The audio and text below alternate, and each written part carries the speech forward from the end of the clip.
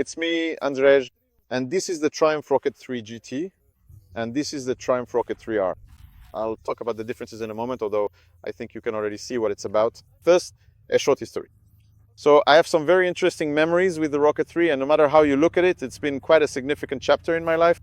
Because back in the day, I wasn't an editor. I used to write a bit for some websites about stunt riding when I was really into stunt riding myself. And then I got a call from the editor-in-chief of Motormania magazine at the time. He said, listen, there's this motorcycle. I heard that you're pretty good at riding on the rear wheel. There's this motorcycle, and I'd like to see if we can get a photo of it on the rear wheel, and maybe you could write about it. I said, all right. I didn't ask any questions, didn't dig into it. And then when I arrived at the photo shoot location, it turned out it was the very first Triumph Rocket 3. We successfully managed to accomplish it. These days, I honestly don't really feel like attempting it again, primarily because it was, in retrospect, kind of a truly foolish endeavor. But anyway, the remarkable Rocket 3 has genuinely stuck quite firmly in my memory. Nevertheless, this is a completely different rocket than the one I remember. That one was a motorcycle that was supposed to have the biggest engine. It had a 2,300cc engine, but at the same time, it was supposed to be one of the biggest motorcycles ever, with truly impressive dimensions. In my opinion, it was completely over the top. And even though you could ride it, it was just a bit too much and kind of pointless. Now, Triumph approached the subject in theory the same way, because once again, they created a motorcycle with the largest production engine in the world. Now, it has as much as 2.5 liters from 3 cylinders, but the rest of it is supposed to be a motorcycle you can actually ride, which means they had to start from scratch. There isn't a single shared component in this rocket compared to the previous one. Well, maybe something in the engine, but honestly, I doubt it. This machine was built completely from scratch. It has an aluminum frame and is a full 40 kilograms lighter. They reduced weight everywhere, and the components that were replaced, like the suspension or brakes, were swapped for ones designed to make this motorcycle simply ride very, very well. What I can say after 3 hours of riding is that I came here with a bit of excitement, a bit of nervousness, because I expected I already knew the specs on 165 horsepower to 121 Newton meters. 221 Newton meters with 200 already available from just 2,500 RPM. The numbers are simply out of this world. The figures, but I also thought, okay, since I always test motorcycles to get the most out of them, I figured, well, this bike is going to be sliding everywhere. Every exit from a corner will be a bit scary, but also kind of fun. And it turns out that's not the case at all. This motorcycle is much milder than I expected. You can feel that brutally strong pull, and you can forget what gear you're in. As long as it's revving at 1500 RPM, it'll just pull you along and accelerate very quickly. But it's not a frightening machine in any way. In a way that's good, but it's also a bit of a shame. I think it's also not scary because it offers a whole lot of grip. I sometimes call it mechanical grip, meaning it's the kind of grip that comes from the type of tires, the machine's geometry, and the suspension. And here, everything is really top-notch because, as I said, everything is brand new. There's adjustable suspension in the front and adjustable suspension in the back. We have a very long swing arm, a very long wheelbase, and the tires have been specially designed for this machine. And even though it's the Avon brand, which isn't considered the best in the world, the grip today, granted, the roads are very grippy, but it's unbelievable. This motorcycle, even with the traction control turned off, because when I ride with traction control on, it flashes quite often. So I think to myself, okay, what will happen if I turn off the traction control?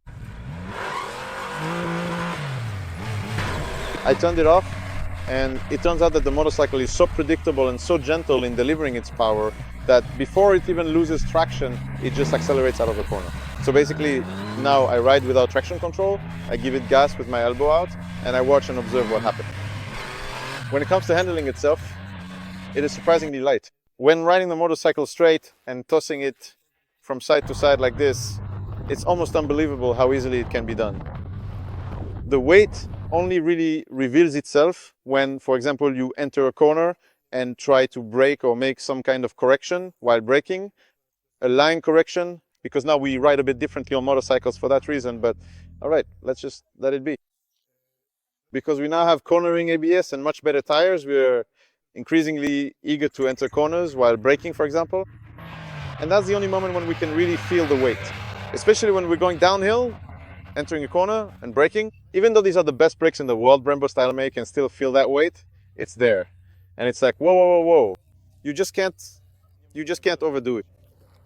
What I noticed, even though we were riding pretty fast here and you can ride this motorcycle fast, I noticed that after all, this motorcycle is made for cruising. Cruising, in fact. So many of my friends use the word cruise that you could almost make it Polish means moving at a very stately pace on your big motorcycle.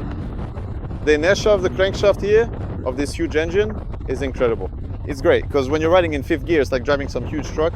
You give it a bit of gas, it picks up speed a little, you close the throttle, and the inertia of the crankshaft just keeps pushing it forward. Going downhill, I was riding in fourth or fifth gear, and the motorcycle just cruised along, working lazily at low revs. It's really, really enjoyable when it comes to the sheer pleasure of riding. I get much more of it on the GT, and I think it will be bought by more people. I'm not even talking about that symbolic wind protection and the forward foot pegs. It's simply that the handlebars, which are positioned more towards me, make me ride in a relaxed way. Interestingly, the seat is probably the most comfortable one I've ridden on in a very, very long time. This one is a cool wild thing because we sit like this, the foot pegs are lower and the handlebars are in front. We look much more aggressive, but its only real purpose is to look good and to put on a show. However, many people here say they prefer to ride this one because it's more compact, fun and dynamic. So you see, all right, cool. I've already talked a lot about this motorcycle, especially the details in an earlier video I posted on Facebook, and that's something I need to emphasize again. Triumph is the best manufacturer I can say that confidently when it comes to build quality and attention to detail and materials. For several years now, since 2016, they've had this policy of becoming a premium brand and they've been consistently pursuing that goal. No one uses as many beautiful details in their machines as Triumph does right now. It doesn't matter whether we're talking about naked bikes, classics, or machines like the Triumph Rocket 3. This is truly top tier. In addition to that, the TFT gauges are amusingly adjustable. No one else has thought of doing it this way, which not only allow us to connect to a phone and display navigation directions from Google Maps, but even let us control a GoPro. So if we have a camera mounted somewhere, we won't have to press anything or fiddle with it. We can just turn it on using the buttons and see on the motorcycle's display that it's recording. Well, the price is high over 90,000 zlotys, but in my opinion, for such a machine so well made, that's just what it costs these days. There will be more in the January issue, because we still have a whole day of riding ahead of us. We'll definitely spend a lot more time riding these machines, so you'll find all the details about how everything is designed on this motorcycle, photos of the frame, and similar things in the magazine, so it's worth checking out. And that's all for now. I hope you enjoyed it. If you did, that's great. Check out the other videos too, because there are really a lot of them. Take care.